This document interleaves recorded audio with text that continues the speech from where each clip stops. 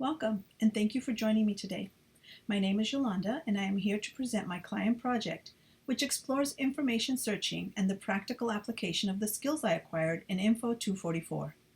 This project not only allowed me to dive deep into academic research, but also provided me with an opportunity to collaborate with a client in a meaningful way. The entire process was transformative in shaping my understanding of professional searching techniques. Let me introduce my client, Angela. Angela is a seasoned child welfare social worker in California, boasting 13 years of experience with Child Protective Services.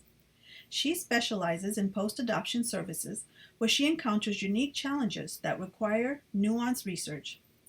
Angela holds a master's in social work and is a licensed clinical social worker. Beyond her professional credentials, Angela is my sister-in-law and a close friend since childhood. Our relationship played a significant role in our collaboration, allowing for open communication and trust.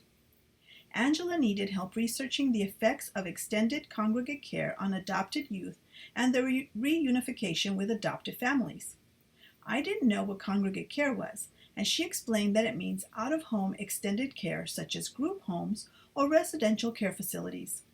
In the case of adopted children and teens, it means being sent to a facility for 12 to 18 months to get mental health help when other forms of in-home help are exhausted.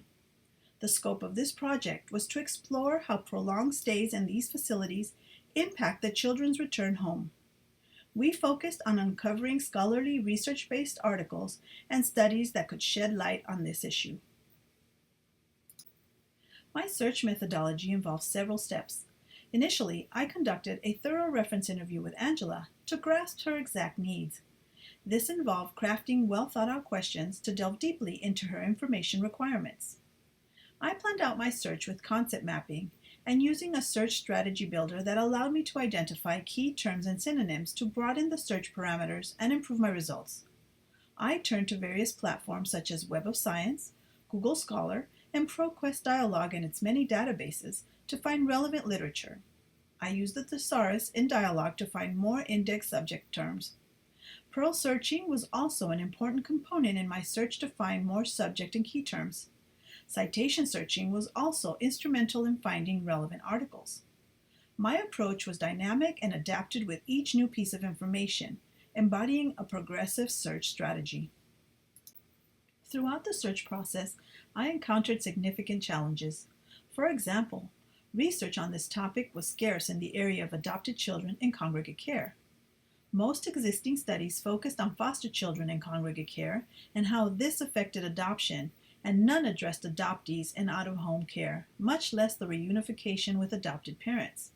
This obviously didn't fully align with Angela's needs. To overcome this, I reached out to Angela and explained my difficulty in finding articles specific to her topic. I informed her about the results I was finding and sent her an article that came closest to the topic.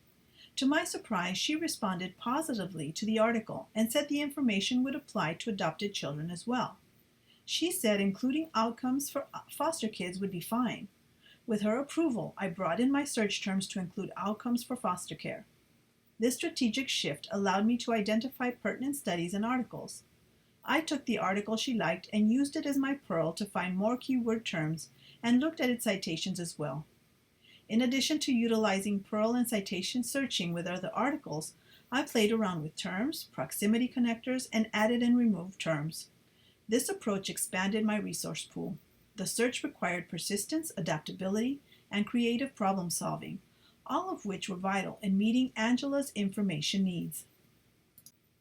Despite initial challenges and after refining my search strategies, I successfully gathered 15 articles that addressed similar issues in foster care and provided insights into the effects of congregate care, which Angela confirmed were applicable to adopted children.